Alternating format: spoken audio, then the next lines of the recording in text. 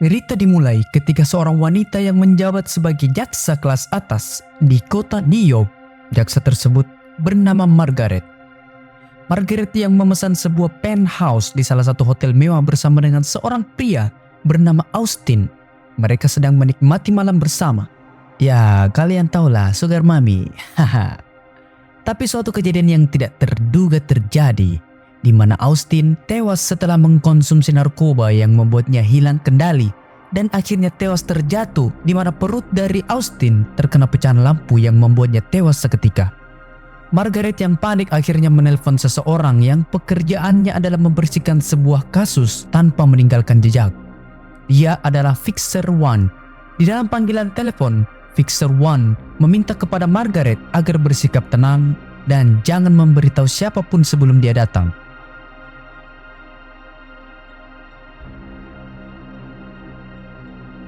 Saat Fixer One datang di kamar Margaret, Fixer One lalu mengecek jasad dari Austin.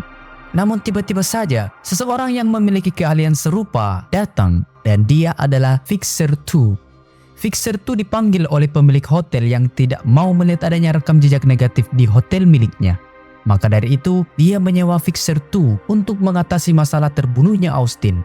Namun Fixer 1 dan Fixer 2 tidak mau bekerja sama karena mereka adalah saingan. Margaret dan pemilik hotel memohon kepada mereka berdua, maka akhirnya Fixer 1 dan juga Fixer 2 bersedia bekerja sama membereskan kasus terbunuhnya Austin. This is my hotel. It's very new, it's very expensive, and I have a clear vested interest in minimizing any sort of controversy associated with it. Setelah itu, Fixer One meminta kepada Margaret agar menjelaskan kronologis semua kejadian yang ada di kamar tersebut. Dengan sangat gugup, Margaret mencoba merunutkan satu persatu kejadian di malam tersebut. Saat dia pertama kali bertemu Austin hingga Austin tewas. The bathroom and he comes out, he starts jumping up on the fucking bed and he falls backwards onto the fucking bar cart and fucking drops dead. Lalu kedua fixer tersebut memberikan pakaian kepada Margaret dan menyuruhnya untuk membersihkan diri dan segera pergi dari hotel tersebut. Sementara jasad dari Austin akan mereka urus. Setelah mengganti baju, maka Margaret pun keluar dari kamar hotel dan pulang ke rumahnya. Dan kedua fixer itu pun segera melakukan pekerjaannya dalam membersihkan kasus kematian dari Austin. Namun saat Fixer 1 sedang membersihkan jasad dari Austin, Fixer 2 hanya duduk sambil menyeruput Coca-Cola guys. Fixer 1 pun kesal dengan tingkah laku dari Fixer 2. Namun Fixer 2 mengatakan bahwa pemilik hotel hanya menyewa dia untuk memastikan Fixer 1 menjalankan tugasnya dengan maksimal. Supervise. Lalu tiba-tiba Fixer 2 melihat sebuah boneka di balik meja. Saat Fixer 2 mengeceknya, ternyata itu adalah sebuah gantungan boneka dari sebuah tas. Saat Fixer 2 membuka tas tersebut, dia melihat sebuah paket narkoba yang masih terbungkus. Lalu mereka berdua pun memberitahu adanya paket narkoba di dalam tas itu kepada pemilik hotel. Namun pemilik hotel memerintahkan kepada Fixer 1 dan Fixer 2 agar mengembalikannya kepada pemilik barang tersebut karena dia tidak mau jika narkoba itu dibuang atau diserahkan kepada polisi yang akan membuat hotel tersebut terkena masalah dengan mafia atau bandar dari narkoba yang mereka berdua temukan. Setelah Fixer 1 telah membungkus mayat Austin, maka mereka berdua pun keluar dari kamar hotel sambil membawa mayat itu dengan menggunakan troli hotel. Mereka juga membawa tas yang berisi narkoba tersebut. Lalu saat mereka tiba di parkiran, Fixer 2 keluar dan memotong kabel kamera CCTV. Setelah itu, Fixer 1 pergi mengambil mobil miliknya yang berada di luar hotel dan memarkirkannya di depan lift, lalu memasukkan jasad dari Austin ke dalam bagasi mobil miliknya. Lalu saat mereka berdua berdebat mengenai wasit bajingan yang membuat timnas Indonesia menjadi gagal mendapatkan 3 poin di kandang Bahrain, tiba-tiba saja Austin sadar dan membuat bagasi mobil itu terbuka. Lalu sebelum ada yang melihatnya, mereka berdua pun segera menutup kembali pintu bagasi mobil tersebut. Saat mereka masuk ke dalam mobil, mereka pun mempermasalahkan Austin. Fixer 2 menyalahkan Fixer 1 karena tidak mengecek dengan teliti apakah Austin tewas atau masih hidup. Namun Fixer 1 sudah memeriksa nadi dari Austin, maka dia pun heran kenapa bisa Austin masih hidup. Setelah itu, mereka pun pergi menuju kawasan pecinan.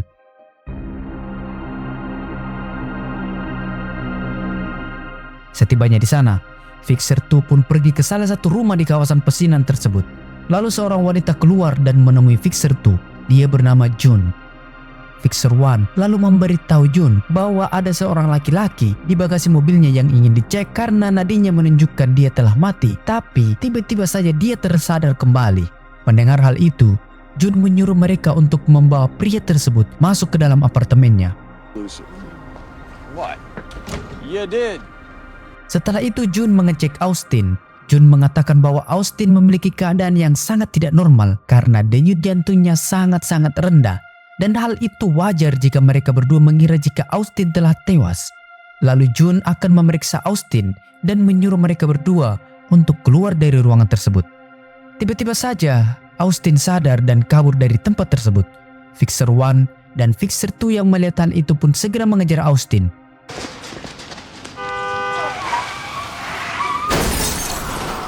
Dengan menggunakan mobil, mereka berdua mengejar seorang laki-laki yang berlari dengan kolor berwarna putih di tengah malam di pusat kota.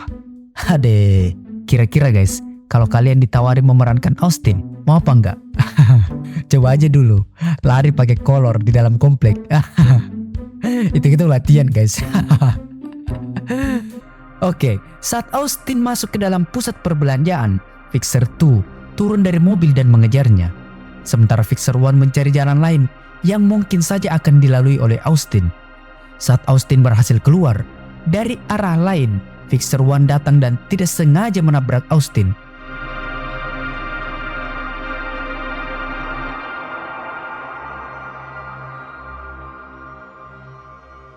Untungnya saja Austin berhasil selamat dan kembali berlari kabur dari kejaran Fixer 1 dan Fixer 2. Setelah Austin berhasil mengajak lari kedua laki-laki tua yang sudah keropos pinggangnya itu, akhirnya Austin harus menyerah setelah mereka berdua berhasil mendapatkan Austin di atas sebuah jalan flyover. Setelah berhasil mendapatkan Austin kembali, maka mereka berdua membawa Austin ke pecinan di apartemen Jun. Namun setibanya di sana, Jun menolak kedatangan mereka. Jun hanya memberi obat untuk mereka berikan kepada Austin. Lalu mereka berdua membawa Austin ke sebuah penginapan untuk diinterogasi. Di dalam kamar, mereka berdua mulai menginterogasi Austin tentang asal-muasal dari narkoba yang ada di dalam tas miliknya. Namun Austin sama sekali tidak tahu tentang narkoba yang mereka sebutkan. Lalu karena sudah merasa sangat kesal, Fixer 1 dan Fixer 2 menggunakan cara yang lebih dewasa. Dan benar saja, Austin seketika menjawab pertanyaan dari mereka, di mana narkoba tersebut milik seseorang bernama Lance, dan dia disuruh untuk bertemu dengan seseorang yang bernama Diego sebagai perantara. So careful, you would never know that I tried it, but I did. I did try it, and it didn't make me feel cool. I just like. Setelah mendengar itu, Fixer 1 dan Fixer 2 membawa Austin pergi ke sebuah restoran tempat Diego bekerja. Namun setibanya mereka di sana, mereka melihat sekelompok geng Kroasia yang sedang berada di restoran tersebut. Lalu mereka menyuruh Austin agar tetap tenang di dalam mobil dan menunggu geng Kroasia tersebut pergi. Namun karena waktu mereka tidak banyak, maka mereka pun memakai cara lain, yaitu dengan menyelinap masuk ke dalam restoran tersebut. Di tengah pesta, mereka mencari orang yang bernama Diego. Saat berada di bar, Austin melihat alat yang akan diberikan Diego kepadanya. Lalu Austin pun masuk ke dalam bar dan mengambilnya. Namun saat berhasil mendapatkan alat tersebut, Austin ditangkap oleh keamanan gedung dan akhirnya dibawa keluar dari gedung tersebut. Saat Fixer 1 dan Fixer 2 ingin mengejar Austin, mereka malah terbawa para tamu yang sedang menikmati pesta tersebut.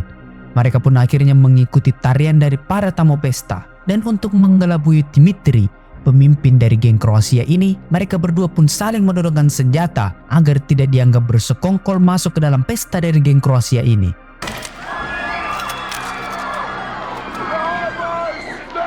Lalu Dimitri pun percaya dan menyuruh para hadirin kembali menikmati pesta. Saat mereka berdua menghadap kepada Dimitri, mereka kembali berakting untuk meyakinkan Dimitri, di mana Fixer 1 memukul Fixer 2 yang membuat mereka terlibat perkelahian. Lalu karena kesal, Fixer 2 akhirnya keluar dari pesta tersebut. Begitupun dengan Fixer 1 yang juga keluar. Mereka berdua pun berhasil keluar dari geng Dimitri. Kemudian alat itu memberikan sebuah lokasi di mana Austin harus pergi untuk memberikan paket narkoba itu. Fixer 1 dan Fixer 2 akhirnya mengantar Austin menuju sebuah gudang. Setibanya di sana, Austin pun masuk ke dalam lokasi gudang tersebut, sedangkan Fixer 1 dan Fixer 2 menunggu di dalam mobil. Austin melakukan hal ini karena ingin mendapatkan sejumlah uang dan juga ingin membantu ibu dari temannya yang sedang sekarat. Saat Austin telah masuk ke dalam gudang itu, tiba-tiba saja sekelompok geng Albania muncul dan ikut masuk ke dalam gudang tersebut. Begitupun dengan geng Kroasia yang menyadari bahwa Fixer 1 dan Fixer 2 bersekongkol. Maka dari arah belakang, geng Kroasia itu datang dan menembaki Fixer 1 dan Fixer 2 yang berada di dalam mobil. Lalu Fixer 1 mengemudikan mobilnya menjauh dari geng Kroasia. Saat sudah terpojok, mereka berdua pun keluar dari mobil dan mengambil senjata yang berada di bagasi belakang mobil tersebut.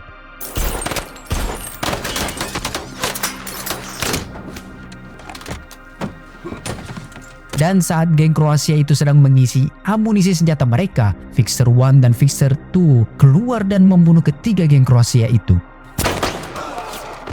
Wow, cerdas juga ya. Lalu saat mereka menuju gudang yang dimasuki Austin, mereka melihat ada dua orang yang keluar dari gudang itu dengan cara yang mengenaskan. Saat mereka telah masuk, mereka berdua melihat mayat dari geng Albania yang telah tewas. Lalu saat mereka mencari Austin, tiba-tiba saja Austin keluar dari sebuah bagasi mobil. Austin juga tidak tahu apa yang sebenarnya terjadi karena dia berada di dalam bagasi mobil. Jadi Austin tidak melihat peristiwa tersebut. Lalu Fixer 1 menyuruh Austin agar menaruh paket narkoba itu di antara mayat-mayat. Saat Austin melakukan hal itu, dari arah belakang, Fixer 1 mencoba membunuh Austin untuk menyelesaikan tugasnya. Namun Fixer 1 seakan-akan tidak tega melakukannya.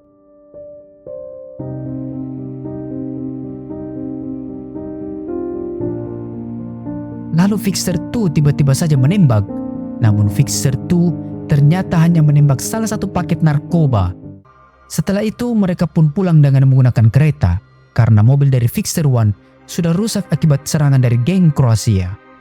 Lalu saat Fixer 2 melihat ada darah di baju Fixer 1, maka Fixer 1 pun mengeceknya dan ternyata Fixer 1 terkena tembakan dari geng Kroasia.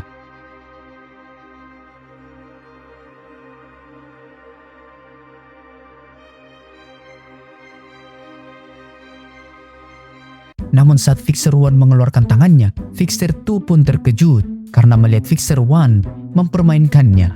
Aduh, sempat-sempatnya guys. Aduh, kirain ketembak betulan, ternyata kagak. Aduh.